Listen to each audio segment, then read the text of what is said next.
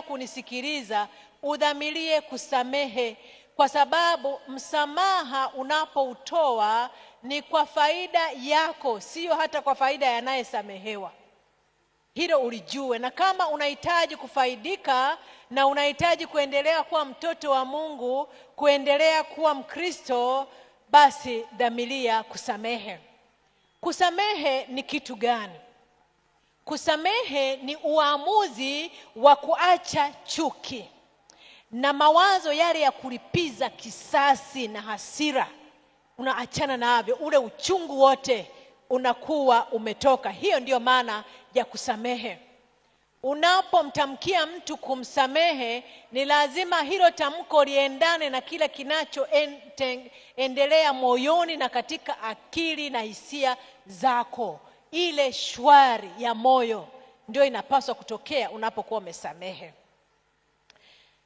Biblia kitabu cha Waefeso sura ya 4 fungu la 32 inatuambia, iweni wafadhili ninyi kwa ninyi, wenye huruma, mkisameheana kama vile Mungu katika Kristo alivyowasamehe ninyi. Kusamehewa na Mungu ni zawadi kubwa sana ambayo kila mwanadamu, kila mwenye dhambi anaitamani. Lakini kabla hujapokea zawadi hiyo, Mungu anatuagiza kusameheana. Na ninapozungumza juu ya somo hili la msamaha, linaenda zaidi ya msamaha ndani ya ndoa, msamaha ndani ya familia, linaenda mpaka mbali kufikia msamaha hata kwa marafiki, kwa majirani, kwa wafanyakazi wenzetu katika jamii. Ikiwa kweli tunahitaji kuwa na furaha na pia tukihitaji kuwa warithi wa uzima wa milele. Sasa wazo la kusamehe halitokani na mwanadamu, linatokana na Mungu mwenyewe. Ndio maana tunapaswa kuliheshimu. Wazo la kusamehe linatokana na Mungu wa mbinguni. Unakumbuka Adam na Hawa katika bustani ya Eden walipokosa, waliona suluhisho ni kujificha. Lakini nafikiri hawakumtambua Mungu wa mbinguni kwamba ni Mungu anaona kila mahali, hawezi kujificha uso wake. Lakini lile kosa lao lililowaletea aibu likawafanya wajifiche. Mungu mwenye huruma alichukia dhambi iliyokuwa imewakumba, lakini upendo wake kwa watoto wake ulikuwa pale pale, haukupungua hata kidogo. Na hivyo kama ilivyokuwa kawaida yake kuwatembelea kila jua linapokuchwa, wakati wa jua kupunga, siku hiyo Mungu hakuahirisha. Pamoja na kwamba Adam na Hawa walikuwa wamefanya kosa kubwa ambalo libadilisha maisha katika sayari hii, na ambayo sisi ni washuhuda wa kile Adam na Hawa walichokifanya, lakini bado Mungu akawatembelea ile jioni bustanini. Unasoma katika kitabu cha Mwanzo sura ile ya 3, angalia vizuri. Mungu akawatembelea na akaita, akasema, Adam, uko wapi? Sio kwa sababu Mungu hakujua Adamu yuko wapi. Alijua, lakini ni Mungu wa mahusiano, Mungu anayerejesha, Mungu anayesamehe, Mungu mwenye huruma. Alimtafuta mtoto wake hata alipokuwa katika makosa makubwa sana. Anajaribu kuanzisha mahusiano ili mradi tu Adamu aitike. Ni kitendo cha Mungu kumwambia kwamba niko hapa, mimi ni Mungu wako, ni baba yako wa nafasi ya pili, njoo mwanangu. Kwa hiyo wazo la msamaha lilianzishwa na Mungu mwenyewe, na kwa hiyo ndio maana ni jambo la kuheshimu sana. Sasa kusamehe, hata kama ninaongea hivi, si jambo rahisi. Kusamehe sio jambo rahisi, kwa sababu yule anayetoa msamaha kwanza anahisi kwamba anamfaidisha yule, anahisi kwamba amejishusha sana, au anahisi kwamba yule mtu anayesamehewa hastahili. Ndivyo anavyohisi. Na wakati mwingine inakuwa vigumu, mara nyingi inakuwa vigumu kusamehe, hasa yule aliyekukosea hajaomba msamaha. Unasema haja niomba msamaha, na msamehe kwa lipi? unakuwa mzito kusamehe, au unaona kabisa huyu mtu hata ukimsamehe leo kesho atarudia, basi unaona huyu hata ukimsamehe, nilishamsamehe, alifanya hivi na hivi na hivi nikamsamehe, lakini harekebiki. Na wakati mwingine maisha yanaweza kukuumiza sana. Mtu anaweza akakuumiza hata kwa maneno yake, akakutendea, akakuwekea kidonda katika moyo. Wakati mwingine mtu ana maneno yake yanaweza akachoma kama mkuki katika kidonda. Watu wanaweza wakakuumiza na ukajisikia kwamba kwa kweli bora uendelee kushikilia kuliko kumsamehe mtu wa namna hii. Msamaha usipoutoa ukashikilia chuki kwa muda mrefu, inaweza wakati mwingine kuwa vigumu kusamehe. Lakini ni vizuri kujua kwamba Mungu anatamani tusameheane. Anataka watoto wake waishi kwa kusamehe na waishi kwa kusamehewa. Wasamehe wengine na pia wasamehewe. Biblia kitabu cha Mathayo sura ya 6 fungu la 14 na la 15. Kwa kila mcha Mungu, hili fungu linakusukuma kusamehe hata kama una uzito gani moyoni. Neno la Mungu linasema, kwa maana mkiwasamehe watu makosa yao, na Baba yenu wa mbinguni atawasamehe ninyi. Bali msipowasamehe watu makosa yao, wala Baba yenu aliye mbinguni atawasamehe makosa yenu. Hata wasamehe. Ndivyo Biblia inavyosema. Mungu hayuko tayari kusamehe makosa ya watu ambao hawako tayari kusamehe. Na ujiandae, baada ya somo hili nitakupa nafasi ya kusamehe mtu aliyekukosea. Wangapi wamewahi kukosewa? Wangapi wamewahi kukosewa? Naona hata mimi nimewahi kukosewa. Kwa hiyo ninajua somo hili linatuhusu. Mungu anasema hivi, kabla hujaenda kuungama, kabla hujaenda kuomba msamaha, uwe tayari kusamehe. Unajua kusamehe ndio udhihirisho kwamba wewe umebadilishwa na Mungu. Na unapobadilishwa unakuwa mtu mpya, unakuwa mtu mwingine. Unajua wale ambao mnaona picha kwenye kiambaza hicho, huyu unayemwona ni kipepeo mzuri sana. Lakini laiti ungejua sura ya kipepeo kabla hajawa kipepeo halisi unayemwona, sio nzuri. Ni lile finyu tu linalotembea hivi. Ndivyo linalotembea. Lakini kipepeo anapotokeza na rangi zake nzuri, huwezi kumfananisha na kula alikotoka. Ndivyo mtoto wa Mungu aliyebadilishwa anavyofanana. Anang'aa, ana uhuru, ana sura nzuri, ana furaha katika moyo. Ndivyo anavyoonekana mtu aliyebadilishwa na Mungu. Kwa hiyo dalili ya kwanza kwamba wewe umebadilishwa na Mungu ni uwezo wako wa kusamehe na kuacha makosa. Sasa kusamehe kuna kuwaje? Jambo la kuzingatia ni hili: msamaha ni mchakato. Sio jambo ambalo unaweza kupata hapo hapo. Haina maana kwamba eti umeumizwa hapo hapo ukisema samehe, unasamehe na uchungu unaisha. Usijilaumu wakati ambapo uchungu hauishi haraka hapo hapo. Kwa sababu zile hisia za msamaha zinaweza zisije hapo hapo kulingana na kina cha maumivu. Lakini wakati mwingine, wakati ni mganga, muda unapoendelea, Mungu anakupatia uhuru, anakupunguzia ule mzigo, unajisikia upungufu wa ule uzito. Unajua kwa nini nasema msamaha ni mchakato? Kuna tofauti ya mtu akitembea akajikwaa kwenye mguu wako akasema samahani sana. Unatoa samahani haraka, unamwambia haina shida. Hata kama amekuumiza, hata amekukanyaga na kiatu, unasema haina shida. Lakini ni tofauti na mtu ambaye ameua ndugu yako. Hilo kosa linaenda kwa kina kabisa ndani ya moyo. Kwa hivyo msamaha ni mchakato. Tunapoendelea kumwendea Mungu, tunapoendelea kumsihi atupatie ule uwezo, yeye anatupatia uponyaji na roho ya msamaha. Kwa hiyo kile kitendo cha mchakato kuanza ni wewe unayekianzisha, ni wewe unayekikubaliana nacho kwamba Mungu niko tayari kusamehe. Ule utayari wako Mungu anakuwezesha.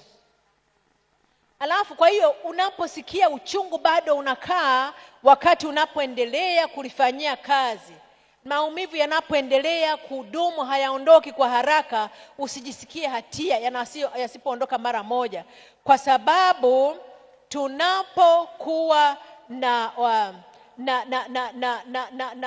bidii ya kutamani kubadilika, Mungu anatusaidia, anatupatia uhuru, na tunakuwa kama Yusufu. Unajua Yusufu alipokuwa na wasamehe ndugu zake, mliona ilikuwa rahisi? Yusufu alikuwa mpaka naenda chumbani, mara alie, mara afanye hivi. Ni kwa sababu uchungu ulikuwa mzito, akiwaona hawa ndugu zake na sura zao. Anakumbuka siku ile alipouzwa utumwani bila huruma, wamemaliza kula chakula alichowapelekea. Kwa hiyo kusamehe ni mchakato. Unaweza uumie, ulie, hata ukilia ni sawa, hata ukipiga kelele ni sawa, lakini mchakato wa kusamehe uanze. Tunapojikabidhi kwa Roho Mtakatifu, yeye anatuwezesha kuwapenda hata adui zetu wa kutupwa. Unajua hawa wote ambao tunawaona ni maadui ndio utakaoishi nao mbinguni. Tunapaswa kuwasamehe. Na watu wasiosamehe usifikiri wana furaha. Unajua kutosamehe ni mzigo kwako. Unapoacha kusamehe, wewe ndiwe mtumwa, unatawaliwa na yule ambaye hukumsamehe. Kwa maana gani? Kwa mfano, kama ulikuwa unaangua kicheko, unacheka na marafiki zako, mnafurahia, halafu yule aliyekuudhi sana anapita, kile kiwango chako cha kicheko kinabadilika. Si amekutawala? Amekutawala, ametawala furaha yako, ametawala burudani yako. Kwa wewe sio uhuru. Na wakati mwingine wale waliokutukosea hata hawajui kama wametukosea, wao wanaendelea na furaha. Kuna wakati mtu anakosea na hajui amekukwaza. Mimi nilishaona mtu ambaye hanisalimii karibu mwaka mzima, na msalimia anakataa kuitika, najiuliza hivi ilikuwaje, ni nini? Sasa yule mtu si ndiye anateseka? Maana anahangaika na hujui. Jambo lingine la kutambua ni hili kwamba msamaha sio kama biashara. Biashara ni kwamba unalipa ndipo unapewa kitu. Na kama hujalipa pesa huwezi kupata kitu. Mtu asiseme kwamba huyu hajaniomba msamaha. Hatupasi kumngojea aliyetukosea aombe msamaha ili tumsamehe. Unajua Stefano alipokuwa watesi wake wanampiga mawe, alijua kwamba hii ni saa yangu ya mwisho, nitakufa. Stefano alipokuwa anapigwa mawe, ndipo alipowaombea watesi wake, akasema, Baba wasamehe, maana hawajui wanalolitenda. Unajua unaposamehe ndipo unapoonyesha kwamba wewe unatofautiana na yule aliyekukosea. Kwa hiyo Stefano alisamehe kabla ya kuomba msamaha. Na hata Yesu akiwa msalabani aliwaambia watesi wake, Baba wasamehe, maana hawajui wanalotenda. Lakini pia ninapozungumza juu ya msamaha, simaanishi kwamba kusamehe ni kufumbia macho makosa. Bado una nafasi ya kumwambia mkosaji kwamba hili halikuwa sahihi, hili halikuwa jambo jema ulilofanya, hili lilikuwa kosa, lakini nimekusamehe. Anayesamehe hutambua kuwa kosa limefanyika, na msamaha unahusisha kumsamehe mkosaji bila kukubaliana na kosa lake. Yesu alipoletewa yule mwanamke aliyekamatwa akiwa anazini, alipoletwa kwa Yesu, Yesu alimsamehe. Alimwambia hivi, wala mimi sikuhukumu. Katika kitabu cha Yohana sura ya 8 fungu la 11, alimwambia hivi, wala mimi sikuhukumu, nenda wala usifanyeje, usitende dhambi tena. Hakumwambia ukukosa. Kwa hiyo unaposamehe haina maana kwamba unaacha kuangalia makosa. Sasa katika kusamehe ni lazima ujishughulishe. Ni shughuli kabisa.